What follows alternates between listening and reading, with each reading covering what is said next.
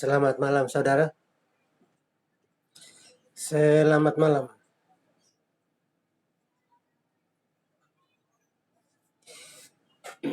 Hari ini tanggal 4 bulan Januari tahun 2022.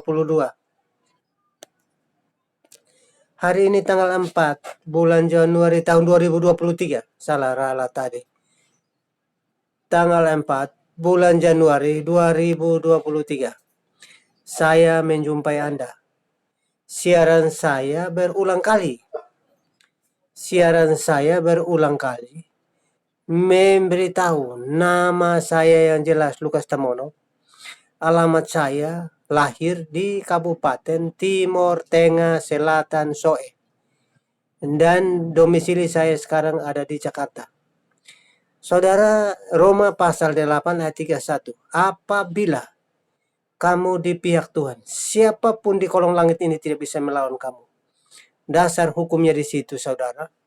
Maka itu saya mengadakan siaran ini memberi pesan bagi saudaraku yang berasal dari Pulau Timur bagian barat yang tersebar di seluruh dunia atau ada di Indonesia, di wilayah Kesatuan Republik Indonesia, yang berada di kota Kupang, kampung halaman, kota Soe, kota Keva atau kota Atambu atau Ruamalaka, atau ada di kota-kota lain yang di wilayah Kesatuan Republik Indonesia. Saya memberitahu kepada Anda tema besar yang diangkat melalui pesan-pesan Timur Barat, yaitu perjuangan mencapai cita-cita. Cita-cita kita ialah pembangunan Indonesia secara utuh, baik jasmani, baik secara fisik maupun secara rohani. Kita libatkan Tuhan di dalamnya, karena tanpa Tuhan, semua yang ada di bumi, yang ada di langit, yang tidak bisa terlaksana. Kalau kita melakukan sesuatu pekerjaan tanpa melibatkan Tuhan, maka pekerjaan itu tidak akan berjalan dengan mulus. Tetapi kalau Anda dan saya bekerja melibatkan Tuhan di dalamnya, yaitu Tuhan yang namanya Yesus Kristus, maka pekerjaan Anda dengan saya akan berhasil. Ya, saudaraku, dasarnya kita punya Tuhan itu hidup. Tuhan kita hidup bekerja sampai hari ini. Tuhan kita hidup bekerja sampai hari ini, yang saya baca sejarahnya di Yohanes pasal 1 ayat 1, 2, dan 3. Firman itu bersama-sama dengan Allah, dan firman itu adalah Allah itu sendiri. Saudaraku, karena itu firman yang kita baca mulai dari Kejadian sampai di kitab Wahyu itu oleh Tuhan memberi pesan kepada nabi-nabi, mulai dari Abraham, Ishak, dan Yakub, Musa, Yosua, sampai di Maleakhi. Itu adalah masa penantian atau dalam kurung waktu datangnya juru selamat, yaitu Mesias, ke dalam dunia ini yang kita memperingati sudah 2020 tahun yang lalu. Dia berjanji pada saat dia naik kembali ke surga, dia akan datang menjemput kita. Kedatangan yang kedua kali sama seperti waktu dia naik. Waktu dia naik, nanti kedatangannya seperti begitu, saudaraku, untuk menghakimi orang yang hidup dan yang mati. Karena dia sudah naik ke surga, sudah 2022 tahun. Potong 33 tahun setengah, berarti udah 2000 atau udah 1900 lebih tahun. 1900 lebih tahun dia sudah hadir di muka bumi ini. Jadi 2022 potong dengan 30 tahun. Berarti kurangi 2022 kurang dengan 33. Yesus hadir di muka bumi ini sudah sejak itu lama. Saudara, jangan keliru. saudara dengan saya jangan keliru. Karena saya warga negara Indonesia. Saya bukan warga negara Israel. Saya adalah umat cangkokan. Israel adalah pohon zaitun yang asli. Saya adalah umat yang cangkokan. Di pohon zaitun yang asli, kalau ada getahnya, maka cangkokan itu akan berbuah. Karena itu, di dalam firman Tuhan, sudah jelas menyatakan bahwa firman adalah hidup, dan dia hidup sampai hari ini. Kalau 1 hari buat Tuhan, 1000 tahun buat manusia, maka bumi ini terbentuk sudah beribu-ribu tahun. Hari yang ke-7 Tuhan Allah akan berhenti dan menguduskan ke-6 hari lamanya. Perhentian itulah yang kita nantikan itu, saudaraku. Jadi, saudara dengan saya selalu memberitahu alamat suku, karena Tuhan itu memihak kepada orang-orang yang benar. Itu di dalam dasar negara kesatuan Republik Indonesia. Dasar negara kita adalah Pancasila. Sebelum merdeka negara ini, tanggal 28 Oktober tahun 1928, pemuda dan pemudi Indonesia bersatu, mengikat janji satu bahasa, satu Indonesia, satu tanah air, tanah Indonesia, dan satu bangsa, bangsa Indonesia. Dasar itulah saya selalu membacakan 8 atau lebih ayat firman Tuhan, ayat Alkitab, yang mengatakan bahwa Tuhan pencipta langit, bumi, laut, dan segala isinya, Tuhan kita Esa. Ya, saudaraku ya. Setiap kali saya siaran, setiap kali saya memberi pesan, saya selalu memberitahu, membacakan Pancasila. Di dalam Pancasila, ayat yang pertama, ketuhanan yang Maha Esa. Tuhan pencipta langit, bumi, laut, dan segala isinya, Tuhan kita itu Esa. Terdapat di Ulangan pasal 6 ayat yang keempat. Dengarlah hai orang Israel, Tuhan Allah kita, Tuhan itu Esa. Yang kedua, Yohanes pasal 5 ayat yang 44. Bagaimana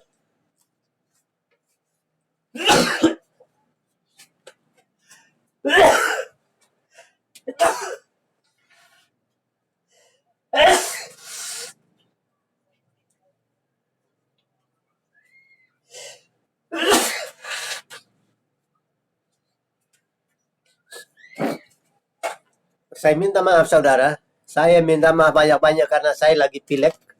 Tapi karena siaran kemarin, tanggal 3 itu mengalami kesalahan, maka hari ini saya ulangi lagi. Saya mohon maaf banyak-banyak kepada saudara-saudaraku yang melihat siaran ini, karena saya lagi pilek, tapi waktu yang tepat untuk saya menyampaikan kepada saudaraku. Ulangan pasal 6 ayat yang keempat saya sudah bacakan. Bahwa Tuhan Allah kita Tuhan yang Esa. Yohanes pasal 5 ayat 44. Bagaimana kamu mencari hormat seorang dari yang lain, dan kamu tak mencari hormat yang datang dari Allah yang Esa. Yohanes pasal 17 ayat yang ketiga. Inilah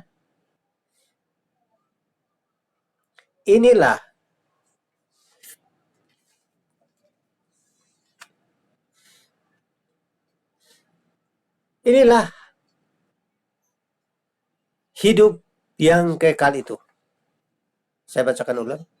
Inilah hidup yang kekal itu, bahwa mereka mengenal Engkau satu-satunya Allah yang benar, dan Yesus Kristus yang telah Engkau utus ke dalam dunia. Yohanes pasal 17 ayat yang ketiga itu, saudaraku. Yang berikut, Markus pasal 12 ayat 32. Lalu kata ahli Taurat itu padanya, tepat sekali guru katamu bahwa dia itu Esa, dan tidak ada yang lain. Dia itu pakai D besar, berarti dia itu Tuhan Bapa di sorga. Tuhan Bapa di sorga, itu dia itu Esa. Kemarin di waktu yang lalu yang saya siaran di Taman Jokowi, saya membawa 1 buah jeruk. Saya memberikan contoh, 1 jeruk itu 1. Unsurnya terakhir, unsur kulit, unsur isinya yang manis, dan unsur bijinya. Ketiganya itu satu. Kulitnya untuk dimakan dirasakan oleh seluruh orang yang ada di muka bumi. Isinya dimakan dan dirasakan oleh seluruh orang yang ada di muka bumi. Sedangkan bijinya untuk ditanam. Kulitnya kalau tidak ada maka tidak ada isinya. Tiga itu menjadi satu. Dalam pemeliharaan, dari bunga jeruk itu sampai jeruk itu tua, umur cukup, dan dipetik dan dijual di pasaran. Itu ilustrasi memberi contoh supaya Anda yang tidak mengenal Yesus, Anda orang Timur dan tidak tahu Yesus, Anda itu bisa memahami tentang Yesus. Yesus itu satu, tidak ada tiga. Malam ini saya kasih contoh beda. Saya Lukas Tamono. Badan saya Lukas. Suara saya suara Lukas. Hikmat, akal budi, pengetahuan saya adalah Lukas. Kalau tidak ada hikmat, tidak ada akal, saya tidak bisa siaran. Karena hikmat, akal budi, pengetahuan, maka Lukas adalah satu, suara yang keluar satu, dan badan saya satu, Lukas. Nah, di Yohanes pasal 1 ayat 1, 2, dan 3. Pada mulanya adalah firman. Firman itu sama-sama dengan Allah, dan firman itu adalah Allah itu sendiri. Ya, di sekolah minggu atau di pengajaran-pengajaran lainnya itu tidak diatur secara baris, artinya tidak ada nomor urutnya. Sekarang saya bikin nomor urut supaya Anda bisa paham bagaimana caranya kita mengenal Allah Bapa kita yang di sorga, mana firman-Nya yang menjelma menjadi daging, menjadi manusia yang dilahirkan oleh seorang Ibu Maria. Dan umur 8 hari, Yesus Tuhan itu dibawa ke bait Allah untuk diserahkan sesuai dengan adat orang Yahudi. Umur 12 tahun, sama ibu bapaknya, Maria dan Yusuf, bawa Yesus dan mereka beribadah di bait Allah di Yerusalem. Setelah mereka pulang, Yesusnya tinggal seorang diri bersama alim ulama untuk bercakap-cakap tentang kebenaran. Dan umur 31 tahun setelah ia dibaptis, ia mengajar dengan cara Allah Bapa yang di sorga. Saudaraku, dia mengajar di dalam bait Allah. Dia memilih murid-muridnya sebagai murid, terdiri dari 12 orang murid. Saudaraku, saya menyampaikan pesan ini kepada Anda. Tuhan kita adalah Tuhan pencipta langit, bumi, laut, dan segalanya. Tuhan itu Esa. Yang berikut, Galatia pasal 3 ayat yang ke-20. Seorang pengantara tidak mungkin mewakili satu orang saja. Galatia 3 ayat yang ke-20. Saya memperbaiki kesalahan yang kemarin saya salah bacakan di pinggir laut sana. Di Kelurahan Muara. Hari ini saya di rumah dan saya sesuai dengan urutannya saya bacakan buat Anda. Bagi Anda yang memegang pulpen dan kertas, Anda mencatat. Kalau saya salah, Anda mengoreksi saya. Kita terbuka karena firman Tuhan ini milik kita bersama. Galatia pasal 3 ayat yang ke-20. Seorang pengantara tidak mungkin mewakili satu orang, sedangkan Allah kita satu, yaitu Yesus Kristus. Saudaraku, seluruh kolong langit ini berjumlah manusia yang hidup di atas permukaan bumi 7 miliar orang lebih. Saya berulang kali menyampaikan ini supaya Anda jangan keliru, karena tiba saatnya kita harus menyampaikan firman Tuhan ini supaya orang yang segini banyak di muka bumi tidak salah memilih Allah, tidak salah memilih Tuhan. Ya, Tuhan pencipta langit, bawah laut, dan segala isinya, Tuhan itu Esa. Yang keenam, tadi yang kelima. Yang keenam itu terdapat di Yakobus pasal 2 ayat 19. Engkau percaya bahwa hanya ada satu Allah saja itu baik. Tetapi setan-setan juga percaya dan setan-setan itu gemetar. Saudaraku, pertama kali setelah Yesus puasa 40 hari 40 malam, iblis itu mencobai Tuhan Yesus. Karena Tuhan Yesus dicobai sebagai anak manusia yang lahir dari rahim Maria. Manusianya yang dicobai, bukan Allahnya yang dicobai. Kemanusiaan yang lahir dari darah Maryam itu dicobai selama ia berpuasa 40 hari 40 malam di padang gurun. Tuhan Yesus menjawab, "Hai iblis, enyahlah engkau, karena engkau tidak boleh mencobai Tuhan Allahmu." Jadi Tuhan Allah, langit, bumi, laut, dan segalanya adalah Yesus Kristus. Yang ketujuh, pertama Korintus pasal 8 ayatnya yang keempat. Tentang makan daging persembahan berhala. Tidak ada berhala, tidak ada Allah lain kecuali Allah yang esa. Yang kedelapan, pertama Korintus pasal 8 ayatnya yang keenam. Namun bagi kita hanya ada satu Allah saja, yaitu Bapa, yang dari segala sesuatu dia menciptakan, dan untuk dia kita hidup, dan satu-satu Tuhan yaitu Yesus Kristus anaknya yang dia utus ke bumi ini. Saudara mau cari apa lagi? Tuhan sudah hadir ke muka bumi, sudah lengkap dengan urutan-urutannya dari hari ke hari, dari nol dunia dijadikan sampai dengan datanya 10 hukum Taurat. Masih saja umat yang dipilih adalah umat keturunan dari Abraham, Ishak, dan Yakub. Umat pilihan Allah adalah umat yang berasal dari Abraham, Ishak, dan Yakub. Di Gunung Horeb, Tuhan Allah memberikan 2 loh batu yang ditulis dengan tangan Tuhan sendiri. Jari Tuhan itu menulis 2 loh batu itu. Pertama, jangan menyembah Allah lain di hadapanku. Yang kedua, jangan membuat patung untuk Anda bersembahyang kepadanya. Yang ketiga, jangan menyebut nama Allah dengan sembarangan. Karena Allah tercemburu dengan orang-orang yang selalu menyebut namanya dengan sembarangan. Yang keempat, ingat dan kuduskanlah hari Sabat, sebab 6 hari lamanya kamu telah bekerja, dan pada hari yang ketujuh kamu harus berdoa. Dan kamu beribadah kepada Tuhan yang menciptakan langit dan bumi.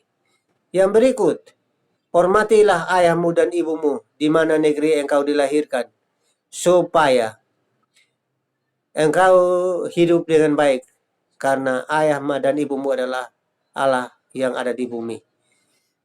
Yang berikut, jangan berzina. Yang berikut, jangan mencuri. Yang berikut, jangan membunuh. Saudara, ada ajaran orang membunuh orang yang kafir. Itu salah. Saya ingatkan, saudara jangan main hakim, membunuh orang yang tidak sama aliran dengan Anda. Atau Anda mengatakan bahwa orang yang tidak sama aliran itu, orang itu kafir dan Anda membunuh. Itu melawan 10 hukum Taurat, dan itu adalah iblis. Itu adalah iblis. Saudaraku orang Timur, Anda yang mengatakan bahwa Anda punya Tuhan, Anda dilarang membunuh, Anda dilarang mencuri, Anda dilarang berzina. Istri itu hanya satu. Kalau istri lebih dari satu, maka Anda akan merampok uang dari mana-mana untuk kasih makan istri dan anak yang begitu banyak. Pasti ada kejahatan terjadi karena Anda memiliki istri banyak dan anak pun sangat banyak. Kalau gaji Anda 5 juta, bagaimana Anda harus bisa menjamin istri yang 4 atau 5 atau sampai 10 dengan gaji 5 juta? Maka Anda akan berniat jahat dan Anda akan keluar dari jalur jalan Tuhan. Yang berikut saudaraku, saudara jangan saksi dusta. Jangan Anda bersaksi dusta kepada siapapun juga di hadapan manapun juga. Juga Anda jangan ingin harta benda orang lain karena itu milik sesamamu.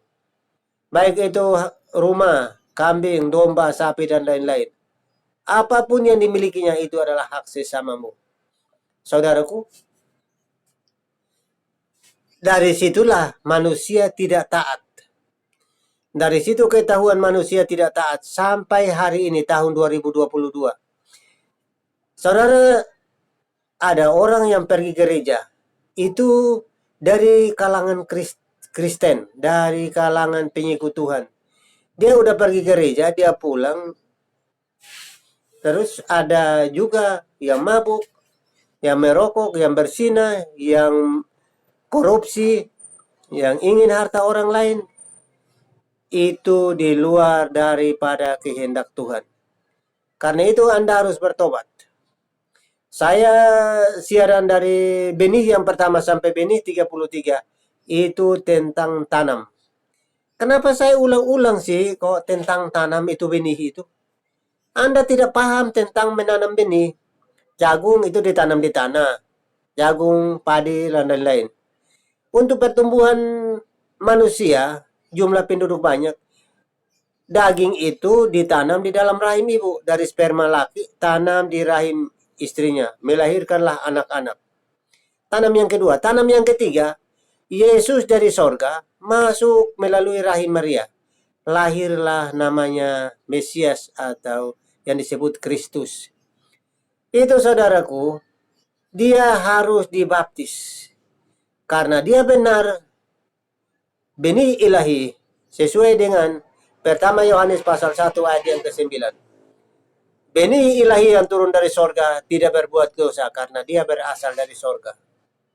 Tetapi, saudaraku, kalau Anda dengan saya itu lahir dari darah dan daging. Tuhan Yesus aja masih dibaptis. Kalau Anda dengan saya menolak baptisan, itu yang saya sebut sebagai palang pintu masuk kerajaan sorga. Andai kata Anda majelis, Anda pendeta atau apapun namanya, Anda melarang jemaat tidak boleh baptisan silam. Sebab baptisan silam adalah baptisan pertobatan. Pada saat dia mengenal dosa, baik dan buruk. Umur 12 tahun ke atas dia sudah bisa mengenal dosa, baik dan buruk. Maka dia berhak bisa masuk ke dalam tanda pertobatan. Yaitu mengenal Allah secara pribadi. Lah kalau Anda larang, maka Anda sebagai penghalang pintu. Di kalangan Kristen, itu sebagai penghalang pintu orang masuk ke dalam kerajaan sorga.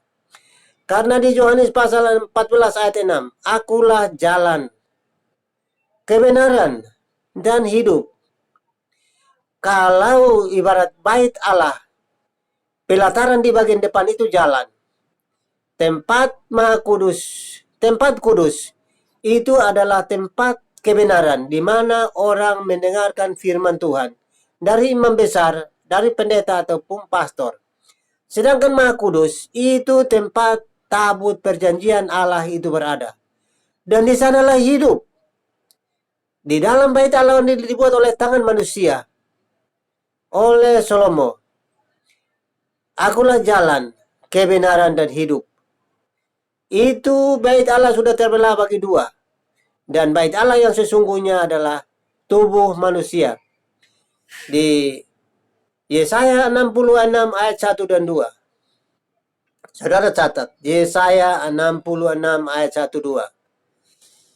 Langit adalah takhta Tuhan, bumi adalah tumpuan kakinya. Tempat apakah yang kita sediakan buat Tuhan? Kecuali hidup kita sediakan buat Tuhan diam di dalam. Melalui Roh Kudus tinggal di dalam hati kita. Dia sebagai pemimpin di dalam kita. Baik suka maupun duka. Dia selalu memimpin kita menjadi petunjuk untuk kita menuju kepada keselamatan. Karena keselamatan adalah Tuhan itu sendiri, firman itu sendiri. Saudaraku, itulah sebabnya banyak orang Kristen gagal dalam memahami. Yohanes 14 ayat yang ke-6. Akulah jalan, kebenaran, dan hidup. Di pelataran itu tempat jemaat itu duduk. Ada pembasuh kaki, cuci kaki dan tangan. Alat pembasuh kaki ada di samping kiri kanan dari bait Allah. Di dalam ruangan kudus, tempat imam besar menyampaikan permohonan kepada Tuhan untuk pengampunan dosa bagi bangsa Israel.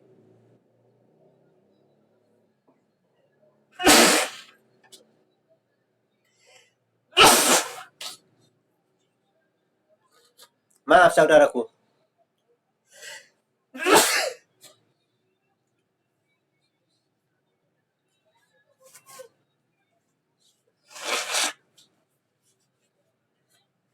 Maaf saudara, saya pilek tapi saya punya waktu yang ada sekarang karena hanya saya mau menyampaikan bahwa tahun 2023 adalah tahun perjuangan mencapai cita-cita untuk anak-anak Timor yang lahir di Pulau Timor atau di tempat lain yang tersebar di seluruh muka bumi ataupun di Indonesia. Tadi saya sudah bacakan Sumpah Pemuda, Pancasila, dan dasar dari orang percaya kepada Tuhan yang Esa. Saya sudah uraikan 8 ayat Alkitab orang Kristen percaya bahwa Tuhan pencipta langit, bumi, laut, dan segala isinya, Tuhan kita Esa. Dan Tuhan kita ada namanya, yaitu Yesus Kristus namanya. Dia udah naik ke surga 2000 tahun lebih. Dia akan datang kembali untuk menjemput kita, untuk menghakimi orang yang hidup dan yang mati. Saudaraku, itulah sebabnya orang hari ini tidak tidur melek untuk bagaimana caranya berjalan menurut jalan Tuhan. Jalan menurut jalan Tuhan, bukan jalan bapak, bukan jalan mama, bukan jalan om, bukan jalan tante. Menurut jalan Tuhan, yaitu jalan kebenaran dan hidup. Ya saudaraku, sekalipun orang Kristen itu banyak membolak-bolak kata-kata. Yohanes pasal 3 ayat 16. Karena begitu besar kasih Allah akan dunia ini, barang siapa yang percaya kepadanya, melainkan beroleh hidup. Tidak binasa, tapi melainkan beroleh hidup yang kekal. Itu dicampur aduk. Orang pergi beribadah, tapi di rumahnya ada busur, ada anak panah, niatnya jahat untuk orang. Dia pergi beribadah, dia pulang, tapi masih ada istri simpanan. Dia pergi beribadah, tapi pulang masih ingat mau korupsi. Nah, bagaimana Tuhan itu terbagi-bagi? Tuhan itu tidak terbagi-bagi. Tuhan itu satu, yaitu jalan, kebenaran, dan hidup. Dia itu jalan, dia itu kebenaran dan hidup. Kalau Anda mencuri, bagaimana? Itu kan tempatnya hanya dua. Di neraka atau di sorga. Ini pilihannya. Jadi Anda jangan menggunakan Yohanes 3 ayat 16 untuk berlindung di situ. Itu tidak ada itu cerita begitu. Hanya Anda bisa mikir-mikir, Anda bisa neraka atau ke sorga. Anda dan saya harus tentukan dari hari ini. Anda dengan saya tentukan dari hari ini, Anda masuk sorga atau neraka.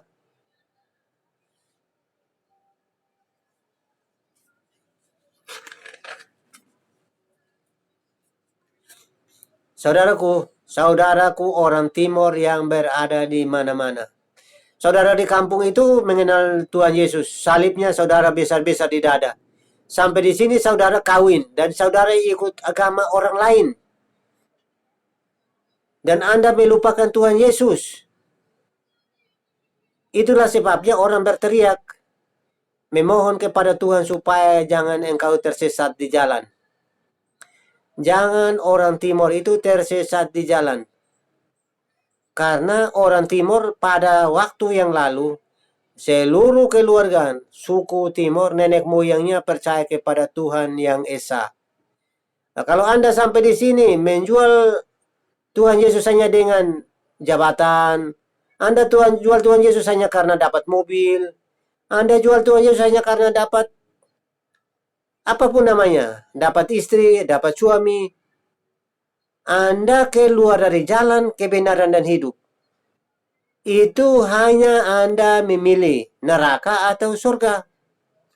Surga adalah jalan kebenaran dan hidup. Tapi kalau Anda pilih di luar dari kebenaran dan hidup, Anda menuju kepada neraka. Tuhannya orang Kristen itu ada namanya.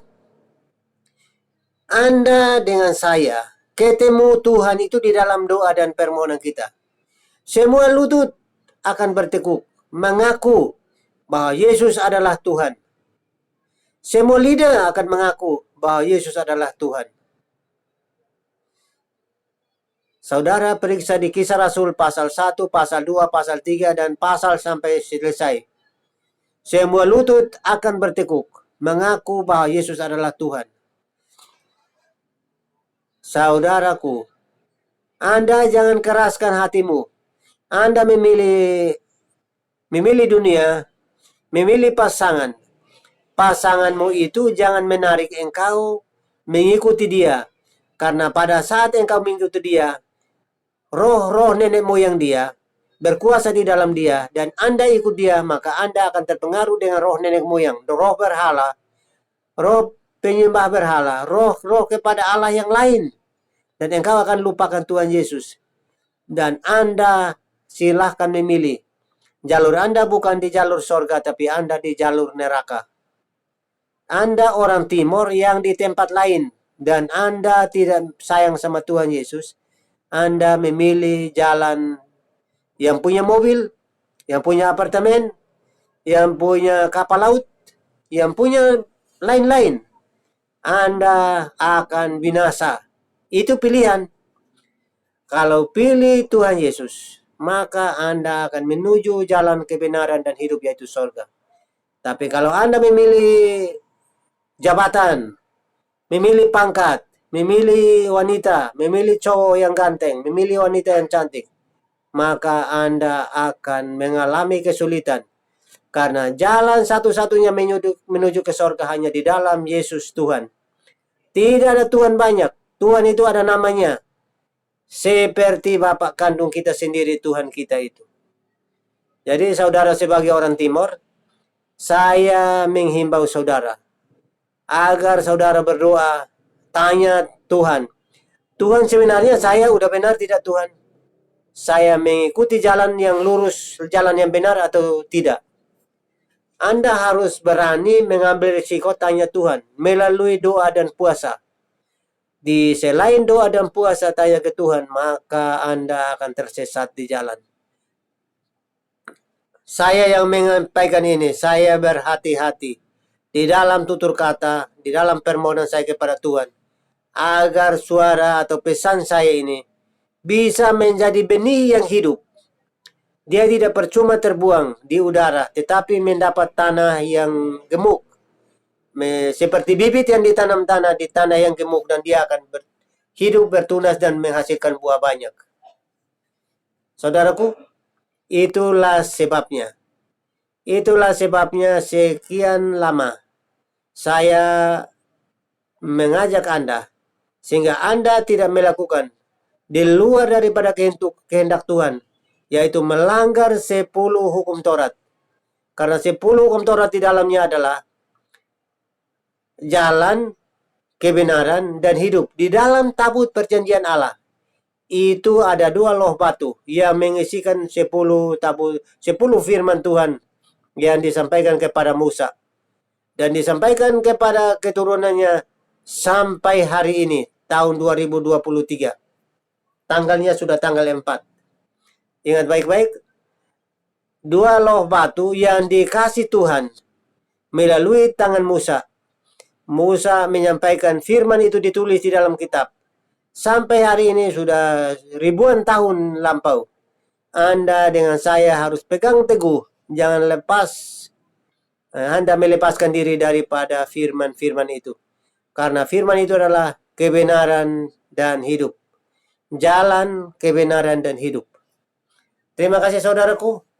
Malam ini temanya tentang perjuangan mencapai cita-cita, yaitu manusia Indonesia seutuhnya, membangun Indonesia dengan harta dan benda kita, dengan tenaga kita, dengan pikiran kita, membangun di semua aspek. Pendidikan apa saja, kita berusaha supaya mencerdaskan kehidupan bangsa dengan cara yang melalui Undang-Undang Dasar 1945, Pancasila, dan aturan-aturan yang berlakukan di Indonesia ini kita harus taat. Kenapa saudaraku? Kita hidup, makan, minum di wilayah Tanah Kesatuan Republik Indonesia.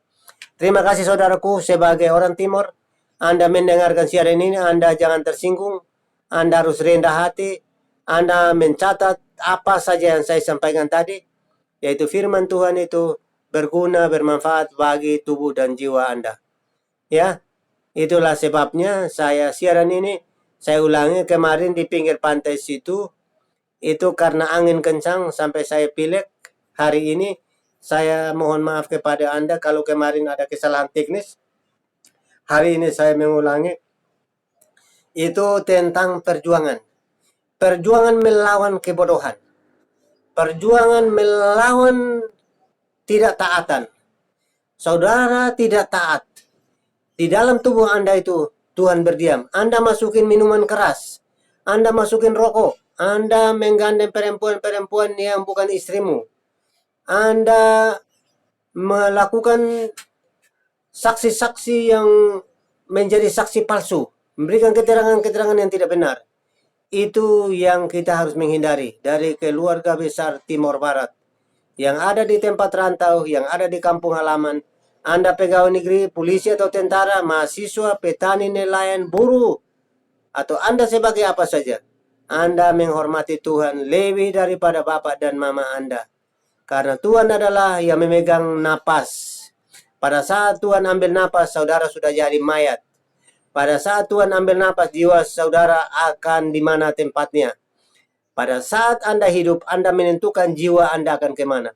Pertama Petrus pasal 1 ayat yang ke-9, yaitu tujuan iman ialah mencapai keselamatan jiwa.